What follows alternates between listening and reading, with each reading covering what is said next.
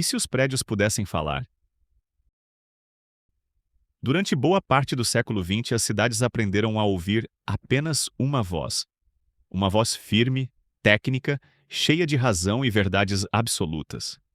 Ela dizia o que era certo, eficiente, racional, mas não perguntava o que as pessoas queriam e sentiam. A cidade precisava ser simples, limpa, lisa, eficiente, mesmo que fosse silenciosa demais. Porém, em algum momento, esse silêncio começou a incomodar. E muito. Alguns arquitetos passaram a fazer algo considerado ofensivo: questionar o próprio modernismo. E pior ainda, começaram a rir dele.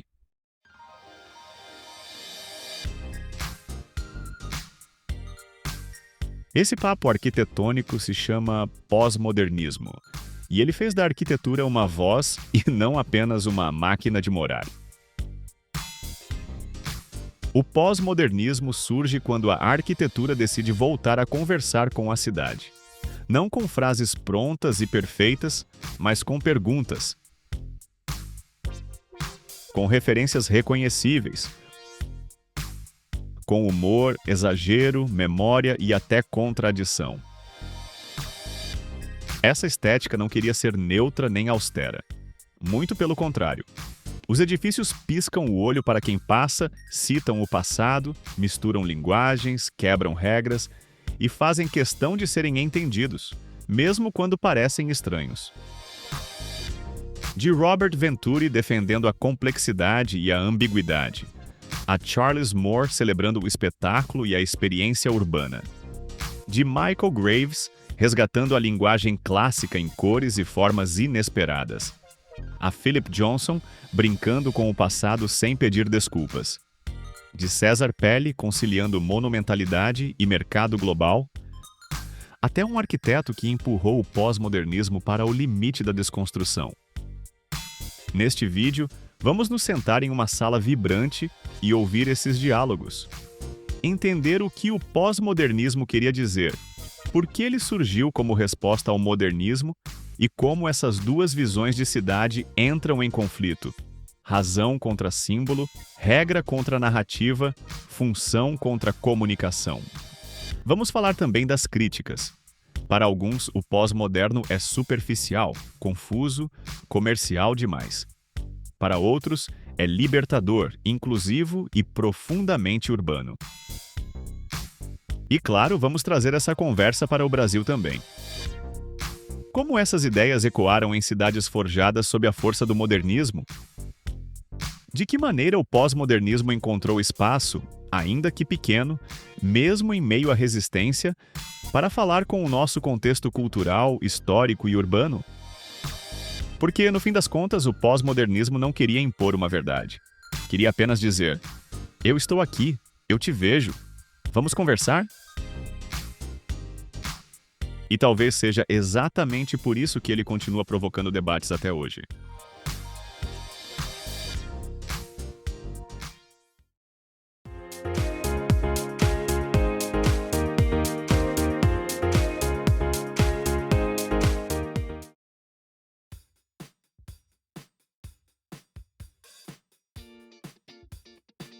No século XX, o mundo jurava ter todas as respostas.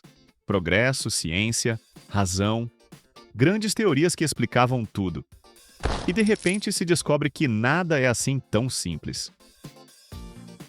Entre ruínas de guerras, o avanço frenético da mídia e a avalanche de estilos e imagens, nasceu o pós-modernismo. Uma celebração da dúvida, das vozes múltiplas, do contexto e da mistura de linguagens. Nas galerias de arte, ruas e livros, os artistas e pensadores passaram a rasgar mapas antigos de sentido, colar retalhos do passado e do presente e transformar a incerteza em ironia e estética.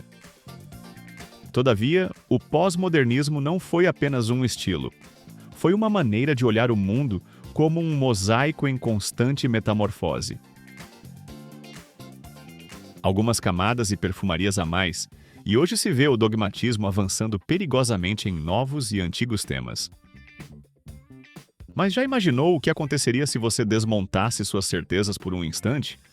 Sinto que algo extraordinário te surpreenderia.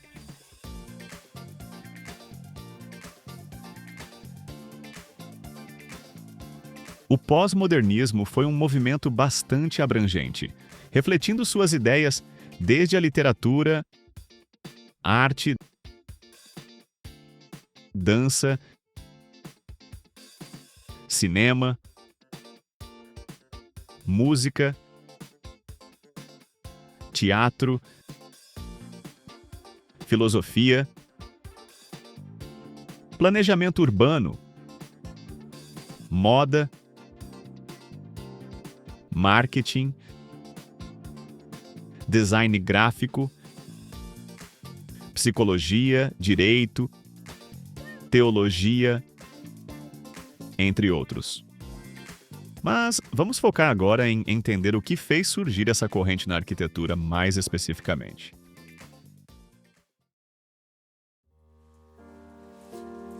Durante décadas, a arquitetura disse que a verdade estava na funcionalidade, que a forma só poderia nascer a partir da função e que o ornamento era um crime inafiançável. Contudo, em algum momento ali entre o meio e o fim do século XX, arquitetos começaram a rir dessa seriedade toda. A reação que deu origem ao pós-modernismo nasceu em camadas econômicas, culturais e intelectuais. Na esteira da Segunda Guerra e do otimismo racional do modernismo, as cidades cresceram com blocos funcionais, grades limpas e superfícies lisas. Mas ao mesmo tempo em que a máquina e a padronização dominaram, surgiram críticas sobre a frieza, a perda de contexto histórico e a falta de comunicação com o público. Isso porque no contexto pós-guerra, havia necessidade urgente de soluções simples e econômicas. O mundo queria reconstrução, eficiência, funcionalidade. O lema era "A forma segue a função". Le Corbusier, Mies van der Rohe, Walter Gropius. Todos acreditavam que a arquitetura podia mudar o mundo. Edifícios simples, limpos, universais, sem ornamentos, sem identidade local. Era a utopia da máquina de morar. Mas o tempo passou, e as cidades começaram a parecer todas iguais. O ideal de pureza se transformou em monotonia. As pessoas começaram a sentir falta de alma, de ironia, de história.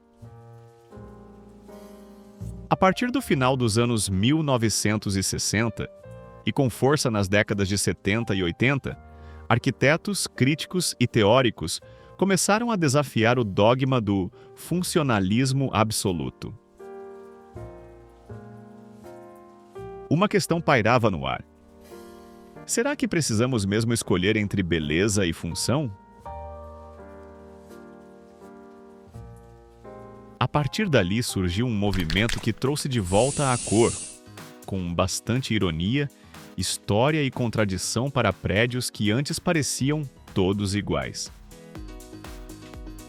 A arquitetura pós-moderna foi um movimento que chocou, encantou, fez sorrir, trouxe nostalgia, aproximou o público e deixou até hoje símbolos de rebeldia e criatividade.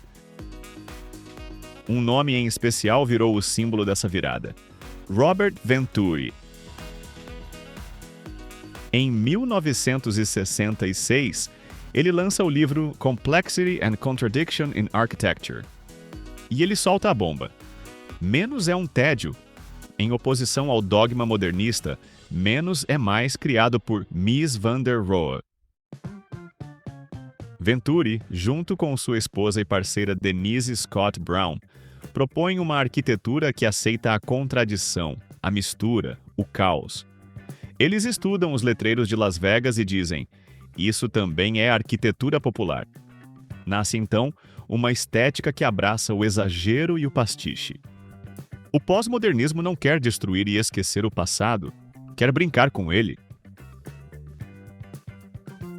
Não se tratava apenas de mudar fachadas, era uma mudança de linguagem. Recuperar a história, o simbolismo, a graça e a ambiguidade nas obras arquitetônicas. O pós-modernismo pegou caronas em debates filosóficos mais amplos, sobre pluralidade, fragmentação e o fim das grandes narrativas, e os traduziu em tijolos, cores e colunas desconcertantes. A ideia de Denise e Robert era de que os arquitetos dialogassem com o contexto regional em seus projetos, ao invés de adotar uma cartilha internacional sem alma e utópica. Segundo eles, era perfeitamente possível elaborar projetos que abraçassem as referências históricas, sem que, com isso, se retornasse aos estilos antigos com meras cópias. Esse movimento é considerado, por muitos, como um estilo nascido nos Estados Unidos. No entanto, ele não se resumiu ao país americano. Nesse mesmo período, na Itália, o arquiteto Aldo Rossi também tecia críticas ao modernismo, empregado em muitas obras de reconstrução pós-guerra em seu país.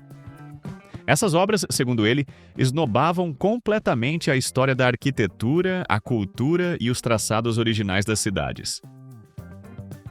Esse descontentamento foi se espalhando também em outros países, ganhando apoiadores como Christian de Portzamparc na França, Ricardo Bofill na Espanha e Arata Isozaki no Japão.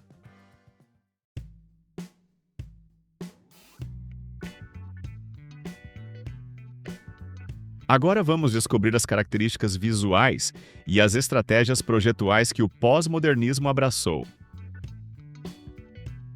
Complexidade e contradição. O purismo do movimento moderno é completamente afastado da ordem do dia. O pós-modernismo adota em suas obras linhas curvas, elementos puramente decorativos, assimetria, cores vibrantes e variadas, materiais e texturas que não eram obrigadas a representar a estrutura e a função, além de muita inspiração de estilos anteriores, como o classicismo e neoclassicismo, rococó, Secessão de Viena, Arts and Crafts, entre outros. É comum ver obras misturando elementos e ideias inovadoras com representações da arquitetura clássica. O que para muitos é uma contradição, para o pós-modernismo é uma diversão e homenagem, tradição com high-tech, monumento e informalidade, representação e abstração. Segundo o arquiteto britânico James Stirling, retorno ao ornamento e ao símbolo. Ao contrário do modernismo que tratava o ornamento como supérfluo e desnecessário, o pós-modernismo reabilitou os sinais e as referências históricas. Colunas que não sustentam nada, frontões que conversam com memórias coletivas, molduras exageradas. Tudo isso funciona como linguagem visual que conta histórias e cria identificação. Ao uso de formas escultóricas, atribuição de características humanas a elementos abstratos e formas não humanas, sem falar no uso da técnica trompe-l'œil, em que uma ilusão de ótica é utilizada para conferir tridimensionalidade a uma superfície bidimensional, conferindo profundidade e espaço a elementos que não as possuem. Fragmentação e a forma representando a função. Há inúmeras obras pós-modernas que adoram misturar as referências e formas, fragmentando o edifício em partes que muitas vezes representavam as suas diferentes funções. Chegou-se ao ponto até de algumas obras parecerem vilas, de tantos estilos misturados, materiais e cores distintas. Pastiche e ecletismo. Pastiche difere da sátira, pois a intenção daquela é fazer uma homenagem, um resgate, ao invés de debochar e ridicularizar. Aqui, o pastiche é, portanto, uma palavra-chave. A justa posição deliberada de estilos que normalmente não pertencem uns aos outros. Essa mistura pode provocar humor, mas também choque ou nostalgia. Às vezes cria diálogos inteligentes e críticos com a cidade. Outras vezes, resulta em superfícies meramente decorativas, sem reflexões sobre suas formas. A ambiguidade intencional é uma marca do gesto pós-moderno.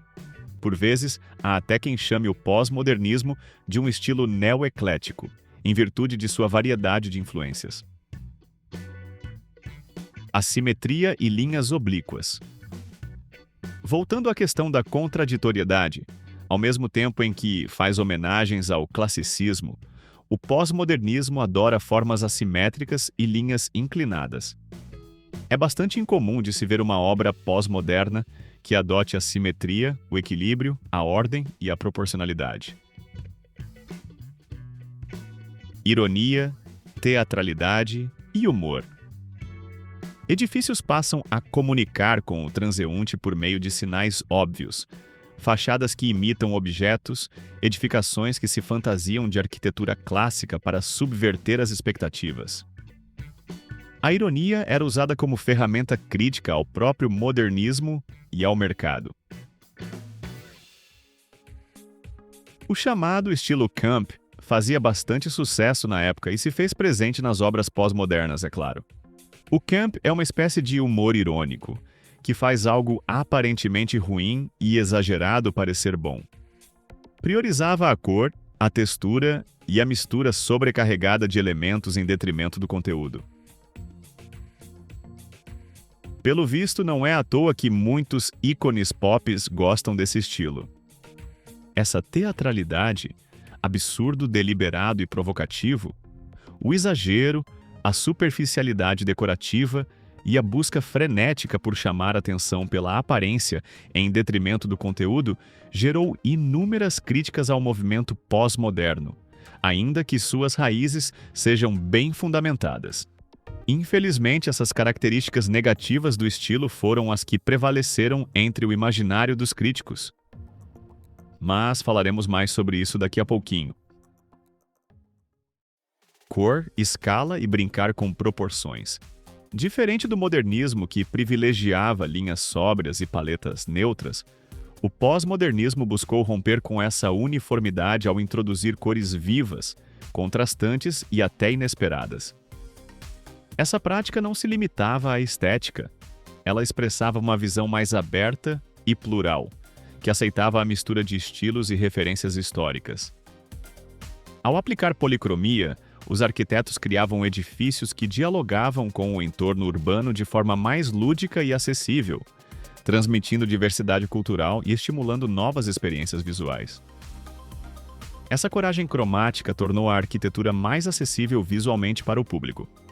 Lança mão de vidros, pedras e revestimentos cerâmicos, abusando bastante das cores e contrastes. Outro ponto contrário ao modernismo surge com a adoção da escala humana e urbana, buscando uma reconexão com o usuário e o conceito de cidade viva, coisa que as superestruturas modernistas desprezaram. Em vez de grandes estruturas frias e impessoais, buscou-se criar ambientes que dialogassem com o cotidiano, fossem confortáveis e convidativos.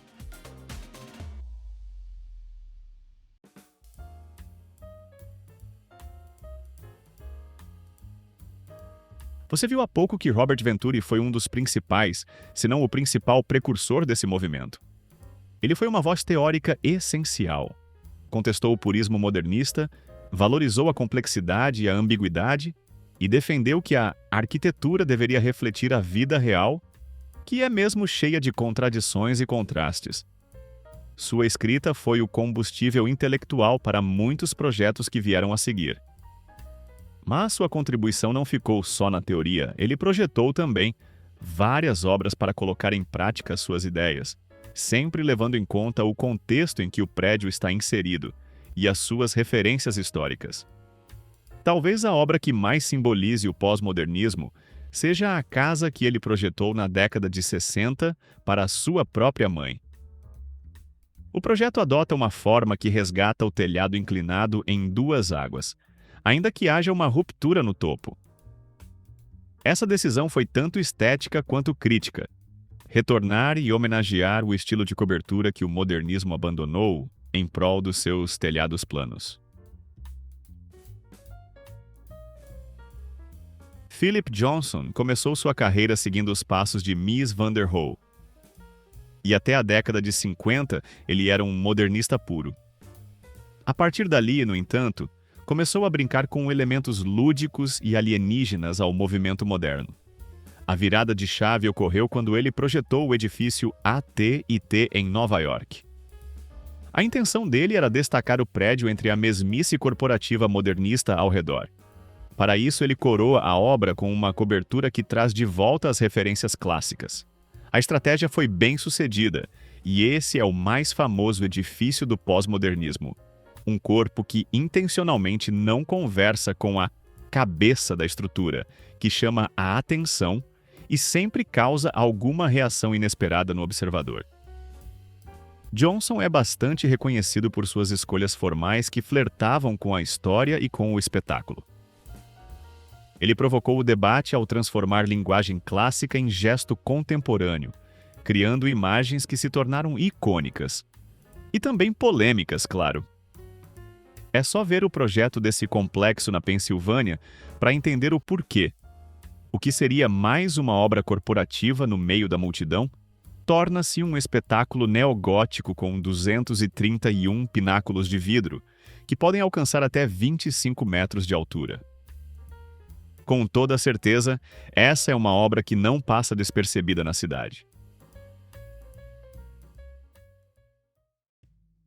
Outro arquiteto que resolveu pular do modernismo de cabeça no movimento pós-moderno, Michael Graves, foi talvez o arquiteto que mais contribuiu para que o estilo se aproximasse do público e das massas.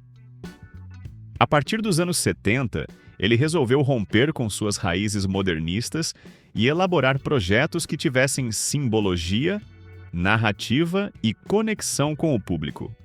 Seu trabalho passou, então, a explorar 3 elementos que se tornariam sua assinatura: cores vibrantes, formas geométricas reinterpretadas e referências históricas tratadas com humor e teatralidade. Para ele, edifícios não deveriam ser apenas máquinas eficientes, mas companheiros da vida urbana, capazes de emocionar e comunicar. O Portland Building é talvez o exemplo mais emblemático dessa virada. Seu uso ousado de cor, colunas desconcertantemente exageradas, padrões quase gráficos e volumes pouco convencionais chocou a crítica, mas também inaugurou uma nova maneira de pensar o pós-modernismo. Uma arquitetura que não tinha medo de brincar, provocar e dialogar diretamente com o usuário comum. Saindo um pouco da arquitetura, Graves conquistou fama mundial com seu trabalho como designer industrial para várias redes de varejo. Seu objeto mais icônico é a chaleira 9093 para a Alessi, de 1985, com o famoso passarinho que apita quando a água ferve. Esse pequeno detalhe lúdico resume muito do seu pensamento. O design pode ser funcional, mas também deve despertar afeto, surpresa e alegria. Ao longo da sua carreira, Michael Graves ajudou a mudar o modo como arquitetos e designers enxergam o papel emocional dos objetos e edifícios. Sua obra chama carinhosamente o público a olhar para a arquitetura com mais curiosidade, percebendo que ela pode ser divertida, simbólica e profundamente humana, sem perder a qualidade técnica que o movimento moderno trouxe. Pelo visto, não é por acaso que, invariavelmente, seus projetos constam na lista dos mais notórios exemplos do pós-modernismo.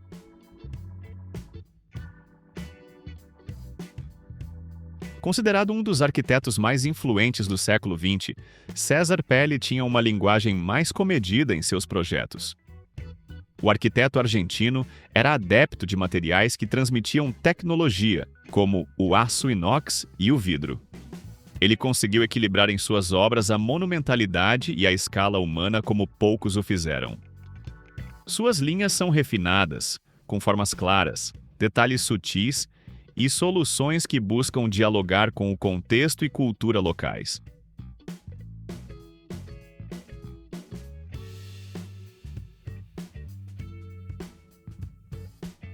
César foi quem projetou aqueles que seriam, pelo menos até 2004, os arranha-céus mais altos do mundo. As Torres Petronas, em Kuala Lumpur, na Malásia. Com elementos estéticos que remetem ao islamismo, o projeto os integra com materiais e soluções do estilo high-tech. Esse equilíbrio entre linguagem histórica e alta performance estrutural transformou as torres em um marco que lançou Kuala Lumpur no mapa mundial da arquitetura e exemplificou como o pós-modernismo pode reunir identidade local, escala monumental e imagem urbana global, sem renunciar à originalidade e à criatividade.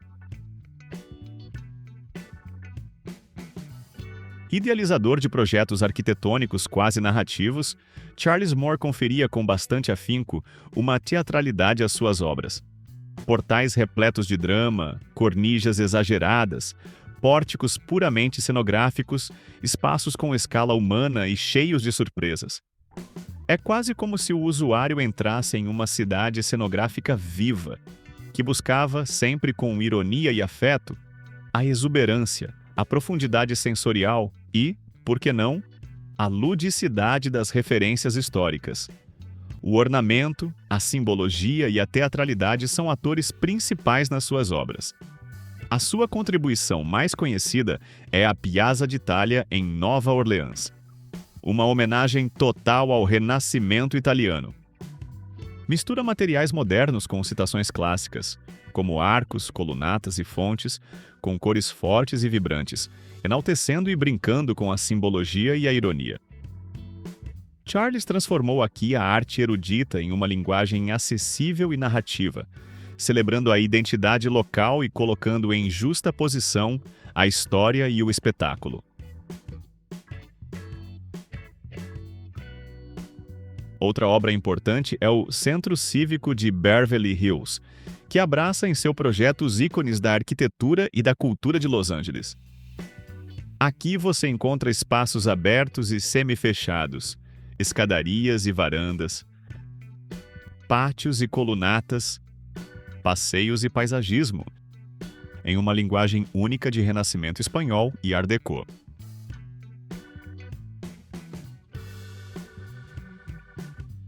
Nem sempre lembrado, Hans Hollein foi um dos arquitetos que mais ampliaram as fronteiras do pós-modernismo. Para ele, a arquitetura não era apenas construção, era comunicação, cultura e expressão simbólica.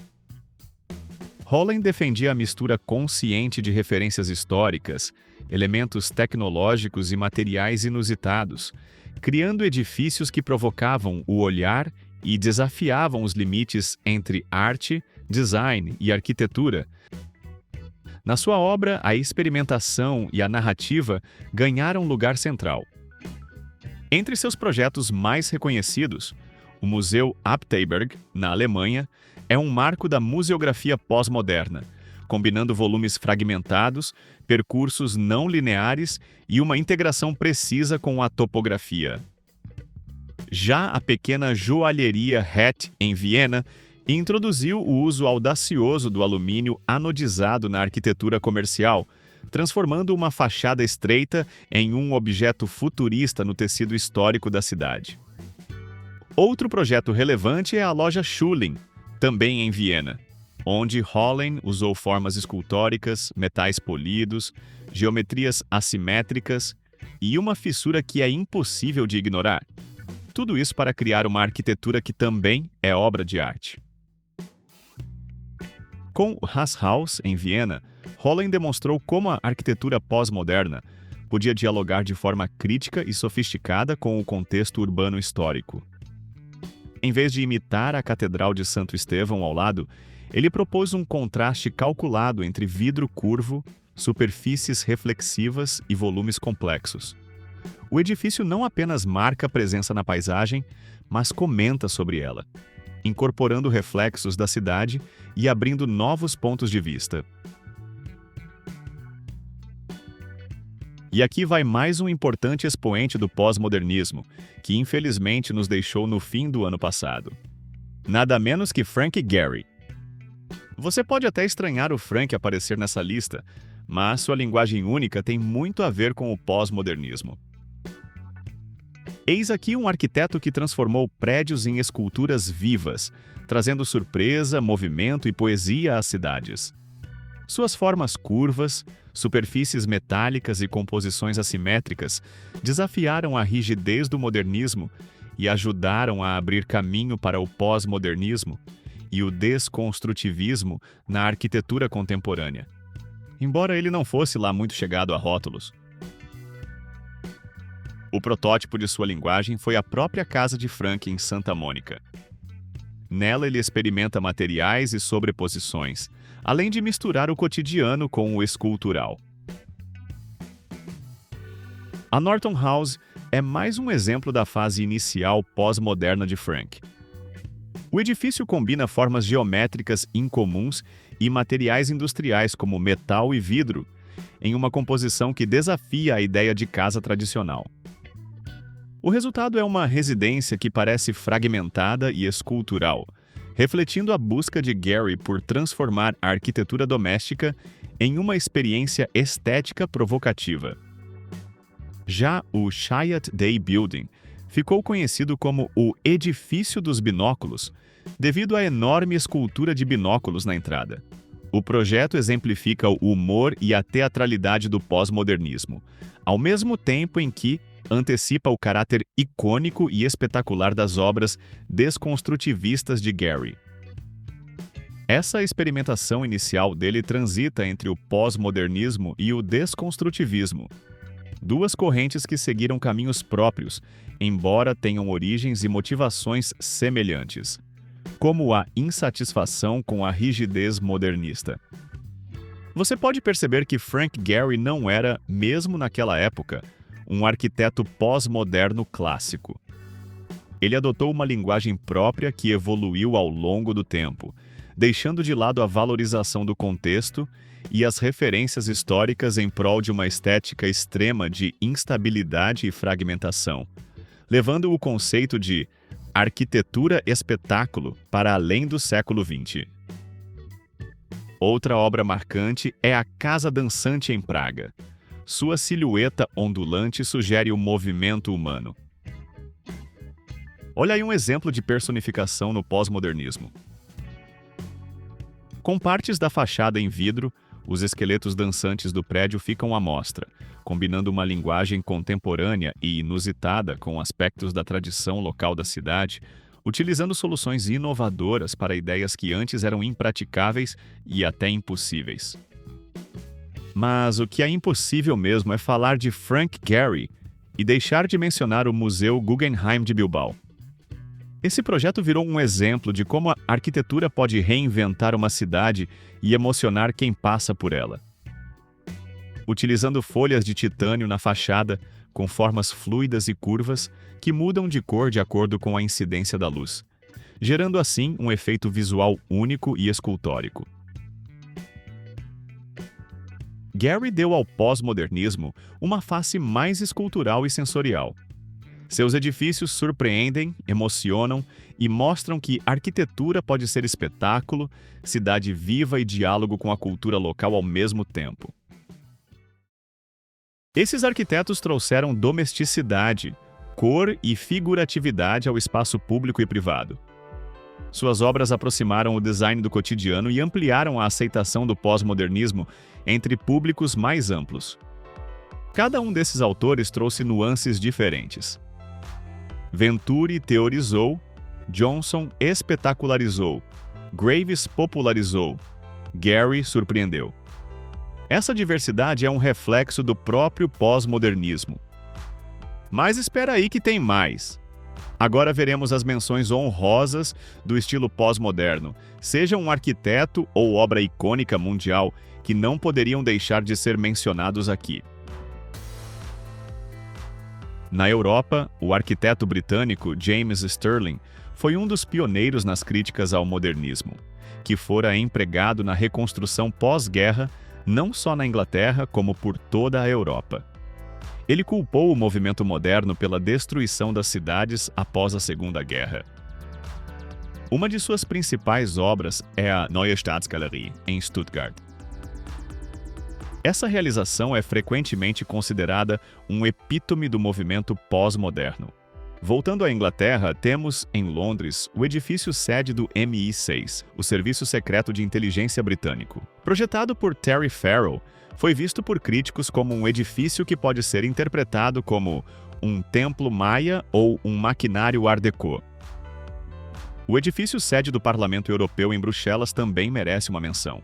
Projetado pelo escritório Atelier d'Architecture de Jean Val, foi utilizada uma linguagem que remete ao estilo pós-moderno americano. O arquiteto italiano Aldo Rossi valorizava a memória, formas e símbolos da cidade. Por meio de livros como L'Architettura della Città e de projetos caracterizados por formas simples e referências históricas, ele propôs que a cidade é uma soma de épocas e significados, influenciando gerações a pensar o desenho urbano como cultura e identidade, não apenas como eficiência técnica e funcional. Na Espanha, Ricardo Bofill trouxe cor em projetos marcantes, como La Muralla Roja e o Complexo Waldenserg. Seu trabalho misturou elementos clássicos e pop com estruturas monumentais e soluções habitacionais inovadoras.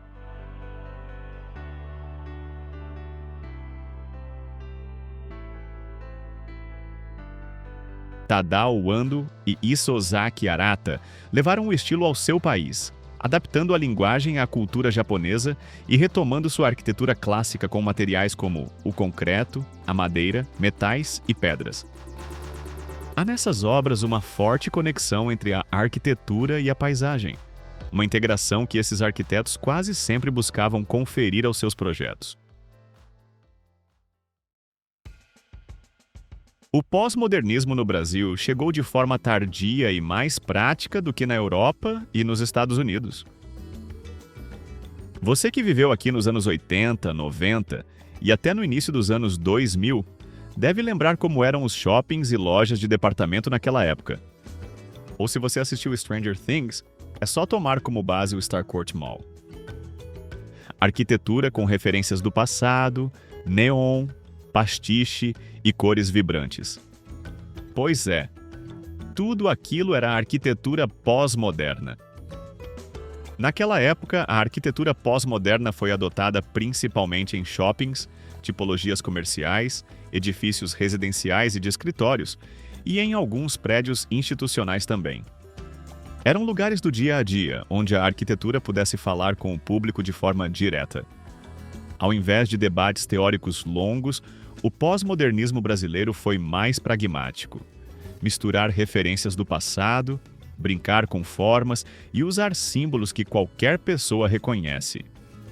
Talvez por isso seja fácil encontrar críticas negativas ao estilo, taxando-o como superficial e sem base teórica, desprezando assim o trabalho notável de Robert Venturi. Por aqui, o estilo nunca agradaria os puristas mesmo, pois para um país que tem Niemeyer como referência, não se deixariam levar por uma moda extravagante, e ainda mais sendo estrangeira. Os acadêmicos também torciam o nariz para aquela estética exagerada, e houve pouco interesse em se aprofundar na base teórica do movimento. No entanto, no meio dessa rejeição surgiu um grupo de arquitetos que fez o estado de Minas Gerais destacar-se como polo pioneiro na produção pós-moderna no país. O grupo ligado ao escritório formado por Éolo Maia, Jô Vasconcelos e Silvio de Podestá, chamado de Três Arquitetos, teve papel central na difusão de uma leitura local do pós-modernismo. Através de publicações de livros e jornais, o grupo refletia sobre ideias, críticas e experimentações, traduzindo referências internacionais para uma prática adaptada ao contexto brasileiro. As principais influências desses arquitetos foram os trabalhos de Venturi, Aldo Rossi e James Stirling. A obra que talvez seja a mais emblemática desse movimento no Brasil é o edifício Rainha da Sucata, em Belo Horizonte. Projeto de Maia e Podestá, ele ganhou esse apelido inicialmente pejorativo, pela sua mistura de materiais como metais, vidro e concreto com um visual impactante. No fim, a alcunha acabou virando nome, e após a polêmica, o projeto virou símbolo da liberdade criativa e da crítica ao funcionalismo excessivo. O legado do pós-modernismo no Brasil não se resume a imitações formais das obras estrangeiras. Ele promoveu maior pluralidade na linguagem arquitetônica, incentivou a incorporação de referências locais como recurso projetual e influenciou tipologias comerciais e institucionais.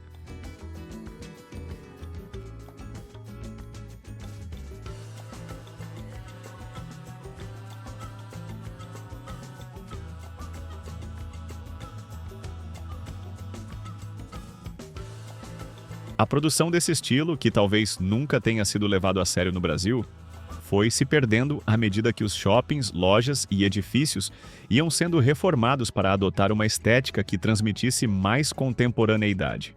A impressão que se tem é de que o pós-modernismo por aqui era visto apenas como uma camada decorativa comercial e, como tal, era suscetível a mudanças.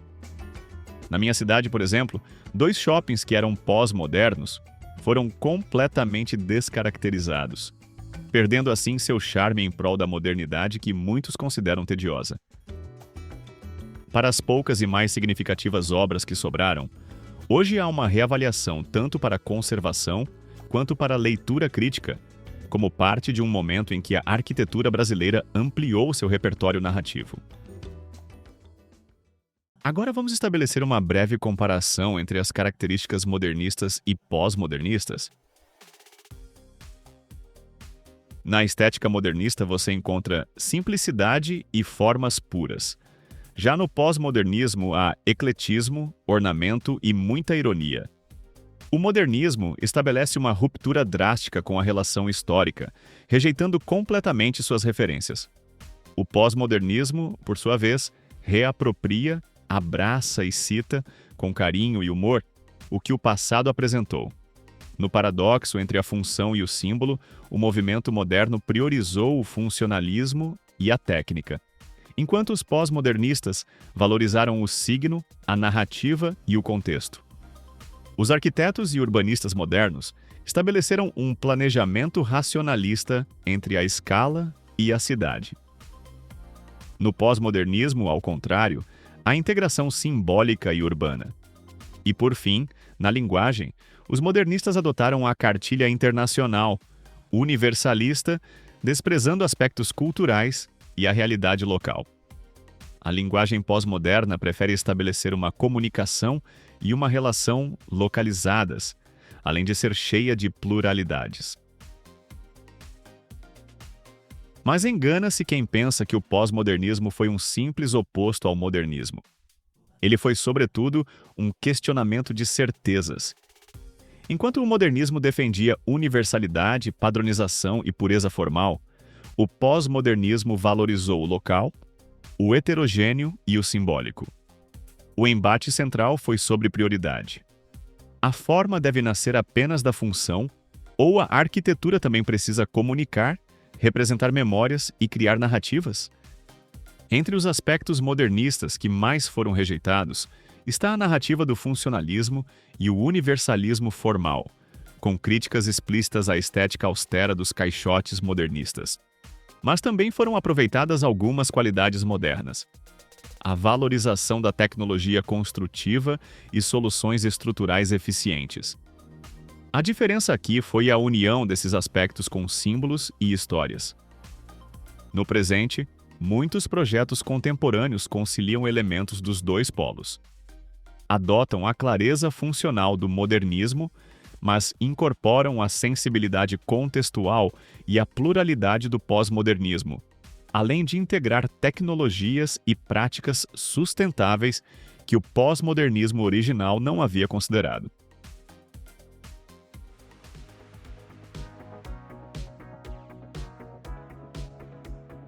A contribuição pós-moderna para a arquitetura foi extensa. Veja agora o que o movimento trouxe de positivo, na visão dos críticos, para a arquitetura e as cidades. Recuperação do sentido simbólico. Arquitetura que comunica identidade e memória. Riqueza expressiva. Cor, humor e repertório ampliado. Crítica ao dogmatismo. Correção do purismo modernista e atenção à complexidade urbana. Humanização e comunicação. Uma das maiores conquistas foi devolver sentido e leitura às fachadas. O público começou a reconhecer referências e sentir-se representado por símbolos arquitetônicos. Pluralidade e liberdade criativa. Arquitetos puderam experimentar, misturar e criar identidades locais em contraponto ao universalismo modernista. Renovação do debate teórico. Muito além da estética, o pós-modernismo forçou a arquitetura a se questionar: para quem projetamos? Qual o papel da história no projeto contemporâneo? Essas perguntas reverberam e alimentam práticas atuais que conciliam tradição e inovação. Em muitas cidades, fachadas pós-modernas tornaram áreas mais atrativas e legíveis, gerando identificação e até mesmo turismo arquitetônico.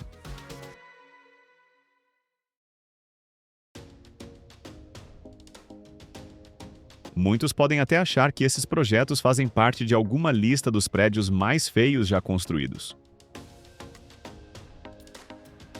Contudo, sua relevância está na forma de pensar, livre das amarras das grandes verdades e dogmas.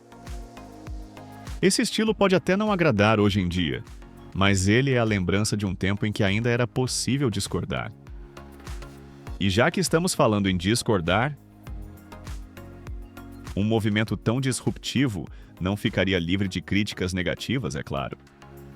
Veremos agora o que mais pesou contra o pós-modernismo. Risco da superficialidade e do pastiche vazio. Nem todo pastiche tem profundidade. Em alguns casos, a mistura de estilos virou apenas decoração sem relação com programa, contexto ou construção técnica. A crítica aqui é que a imagem passou a sobrepor o conteúdo. Escapismo formal e negligência programática. Algumas obras privilegiaram o espetáculo em detrimento da função. A prioridade à aparência pode comprometer a vivência real do edifício, o conforto e mesmo a eficiência dos espaços. Comercialização e mercantilização da arquitetura. O pós-modernismo coincidiu com forte expansão do mercado de consumo. Houve momentos em que a arquitetura virou veículo de marca, espetáculo e consumo visual, o que reduziu sua responsabilidade urbana e social. Sustentabilidade e tecnologia ausentes em muitos projetos. Muitos edifícios pós-modernos nasceram antes do foco atual em eficiência energética e sustentabilidade. Isso explica parte das críticas contemporâneas e a necessidade de reinterpretação quando pensamos no legado. Essas limitações não anulam as conquistas, mas mostram que o movimento trouxe problemas reais que a arquitetura contemporânea teve de aprender a resolver. Alguns modernistas anteciparam as críticas pós-modernas e reagiram com o chamado regionalismo crítico, que se propõe a criar uma arquitetura moderna que volte a se ligar ao lugar. Clima, materiais, técnicas e cultura locais, mantendo a clareza e a tecnologia do modernismo, mas resistindo à padronização global.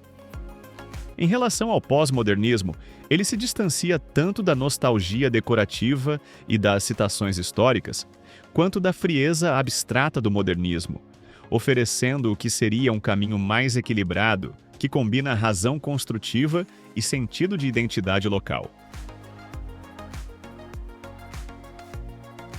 O legado do pós-modernismo está menos em reproduzir colunas falsas e mais em manter viva a ideia de que a arquitetura conversa com a cultura, a memória e o público. O movimento ampliou as possibilidades de expressão e popularizou alguma compreensão do que um edifício pode significar. Ao mesmo tempo, deixou lições sobre limites do espetáculo e a necessidade de responsabilidade ambiental e urbana. Na prática atual, alguns poucos arquitetos ainda se permitem incorporar a liberdade pós-moderna de linguagem e ironia. Mas é perceptível como a arquitetura passou a privilegiar uma linguagem abstrata, com pouco ou até mesmo nenhum significado tangível, para além daquelas narrativas conceituais que mais parecem saídas de um delírio poético. Às vezes até fascinante, mas completamente desconectado da realidade material. O pós-modernismo ensinou a importância do símbolo, da escala humana e da vivacidade urbana. Conceitos que reaparecem hoje em alguns poucos projetos que priorizam a experiência, identidade local e narrativas arquitetônicas.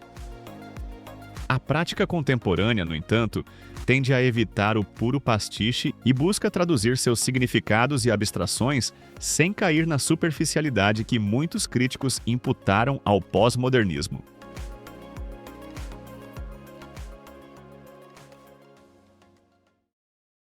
O movimento pós-moderno foi um terremoto estético que sacudiu o mainstream, devolvendo à arquitetura o direito de contar histórias enquanto mantinha, em diversos casos, as conquistas técnicas do modernismo. Sua lição atual é dupla. A cidade precisa de fantasia e sentido, mas também de rigor e responsabilidade. Se ao olhar uma fachada pós-moderna você sente um arrepio nostálgico ou um sorriso crítico, isso já responde à pergunta central do movimento. A arquitetura não é só um abrigo ou máquina, é linguagem viva. Quando um edifício nos faz rir, recordar ou questionar, ele já cumpriu parte do seu papel. A grande lição hoje é integrar sentido e técnica.